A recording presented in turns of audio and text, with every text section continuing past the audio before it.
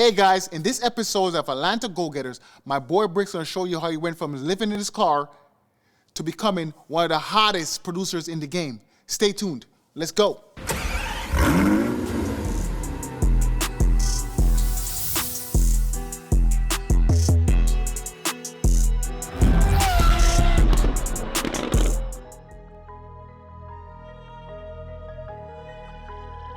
Thanks for the slutty.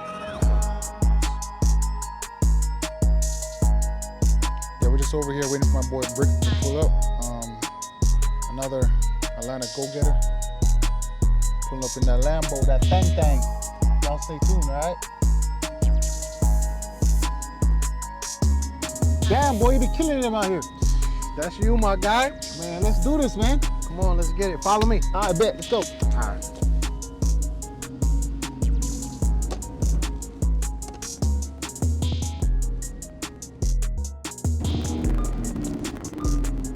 All right, guys, this is my boy Brick. He's gonna explain to y'all guys how he became an Atlanta Go-Getter. Yo, what's going on, Atlanta Go-Getters? It's Bricks, music producer. I done produced for the biggest artists in the world. I'm talking about Drake, Gunna, Lil Wayne, Young Thug, Lil Baby, everybody you can think of. And today I'm gonna break down why I'm an Atlanta Go-Getter and how you can do the exact same thing that I did if you just put your mind and your heart and your dedication to it. So I moved to Atlanta.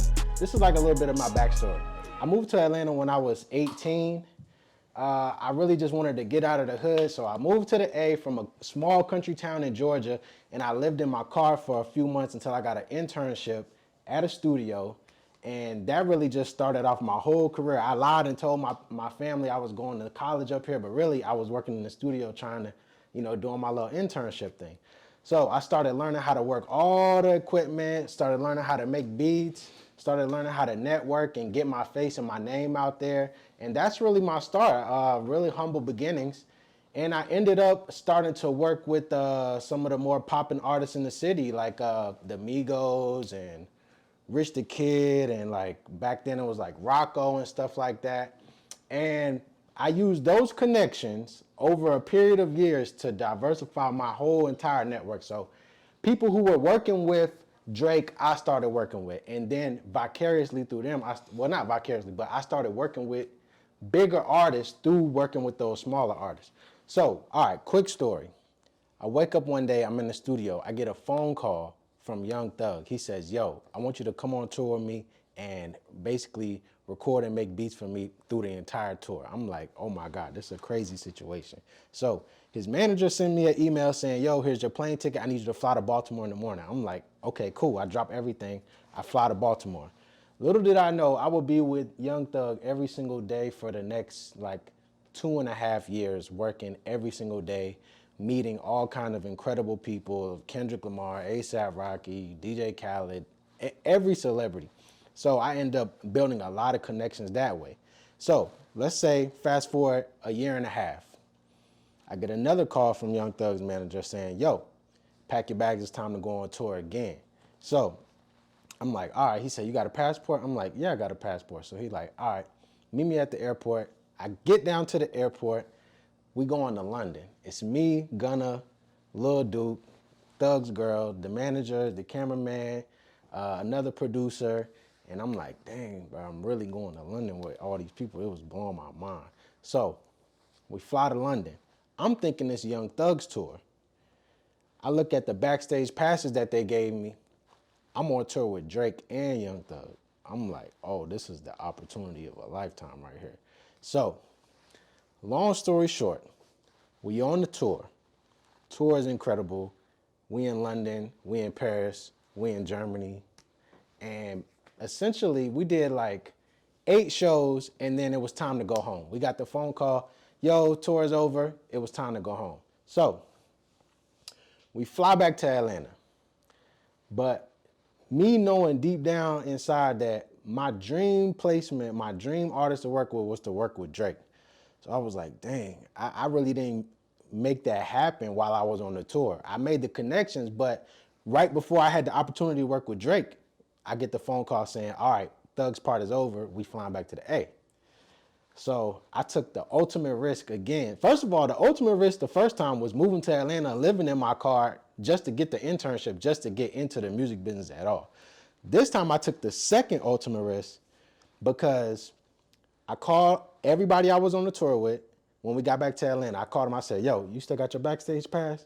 I got everybody backstage passes. I drove around Atlanta and picked them all up because they was like, oh, we don't need them. I said, yeah, let me get that. I flew to Norway the next day because Drake was continuing the tour without Young Thug. I guess something was happening where it was a money situation, so Young Thug was like, hey, I'm out. But I was like, I'm not out. I got to get on this Drake album. So I called Young Thug. I said, yo, I can't make it to the studio today. He like, what's going on? I said, family emergency. I fly to Norway to continue the tour with Drake. I use my backstage pass and walk backstage, and I'm chilling in Drake's dressing room in Norway. I'm chilling. Everybody's like, oh, you still here? Yeah, bro, I'm still here. Then the manager was like, yo, you can't be here. If your team ain't here, you can't be. I said, well, can I still watch the show then? They was like, yeah. I said, all right. So I went, watched the show. Now I spent all my bread. I had like $15,000 to my name at the time. And I probably spent $10,000 of that following the tour. I bought a plane ticket for every city that they went that you can see later on this plaque. All over Europe. I bought hotels for myself. And what I did was I went to every single show. I went to every single after party. And then I ended up getting in every single studio session, which allowed me to work on the album. I was working with the artist that was around Drake, and they ended up FaceTiming him like, yo, you got to work with your boy. And Drake told me, yo, send me 3 of your hottest beats.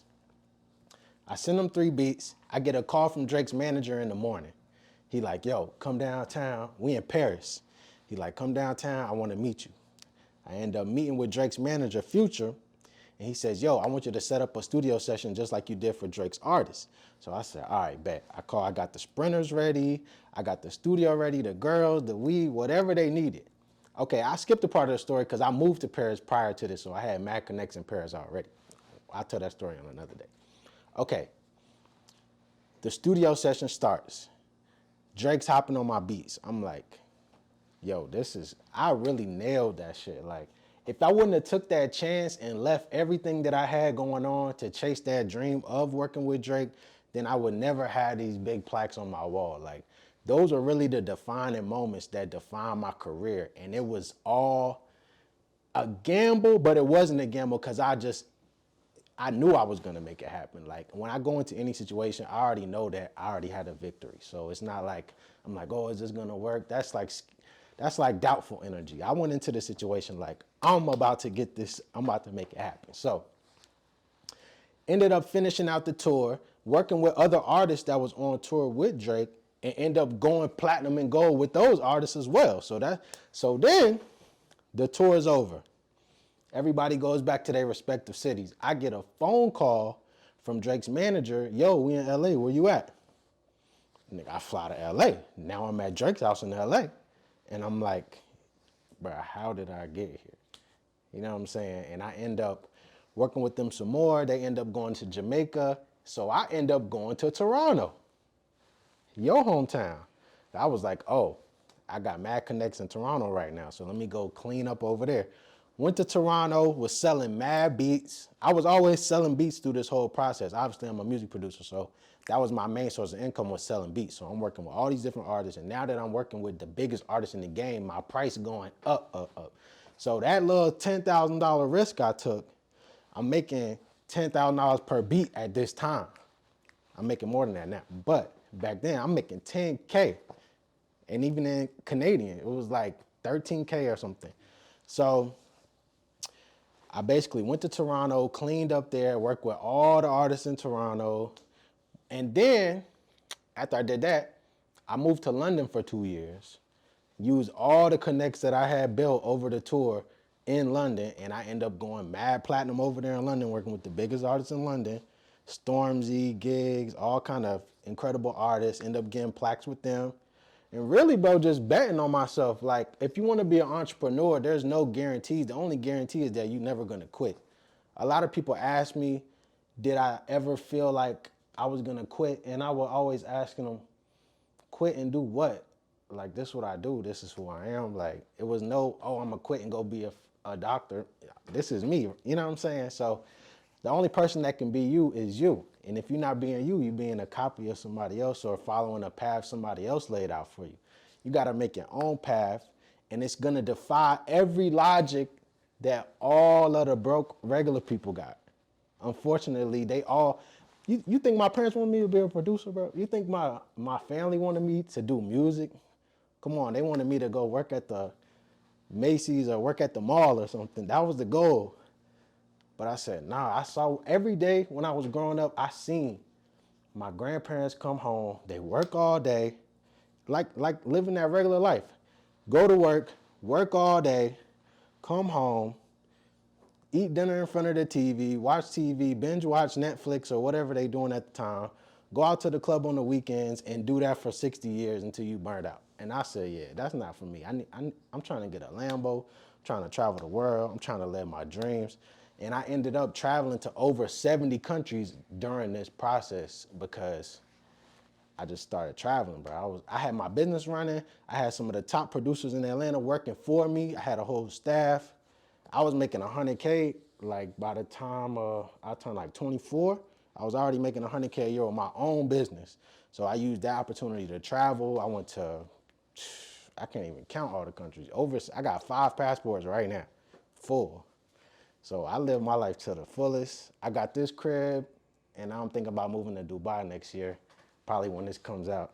So ATL Go-Getters, that's me, Bricks, music producer.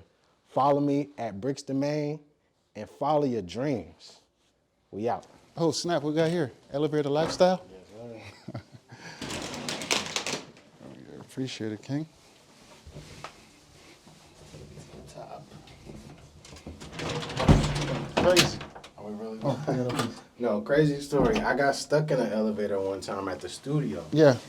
But the guy I was stuck in there with happened to be Future's engineer. Oh, for real? So I end up making a connection with him through that. They had to call the fire department to get us out. Damn. And you're not gonna forget the person you're stuck Yeah, in the yeah, elevator yeah, with. yeah. So he started seeing me more and more and more. I started doing sessions with him. Yeah. Then I got to work with Scooter, Future. Worked on that Street Lottery album. That's some like old Scooter stuff. Damn, bro, that's crazy. Yeah, That's a crazy story, I turn man. a lot of stuff into opportunities. You just the way you look at it. Yeah. You know what I'm Man, saying? that's a real go-getter show story right there, brother. All right, guys. Oh, man, you got a lot of plaques on the wall here, dog.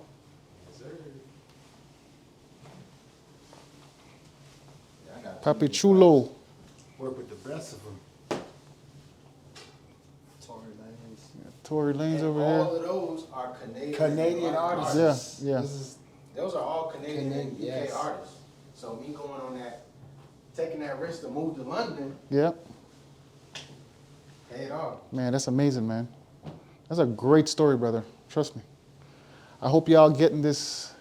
This is a real Atlanta go-getter right here. Worldwide go get it. You know what I'm saying?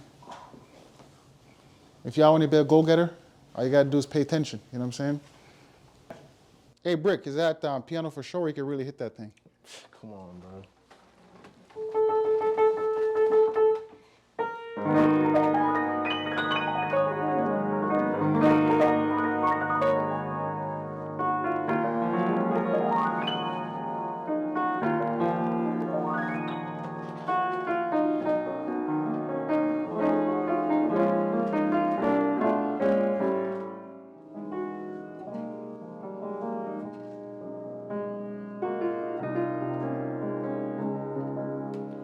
Okay, guys, now that's the life of an Atlanta go-getter.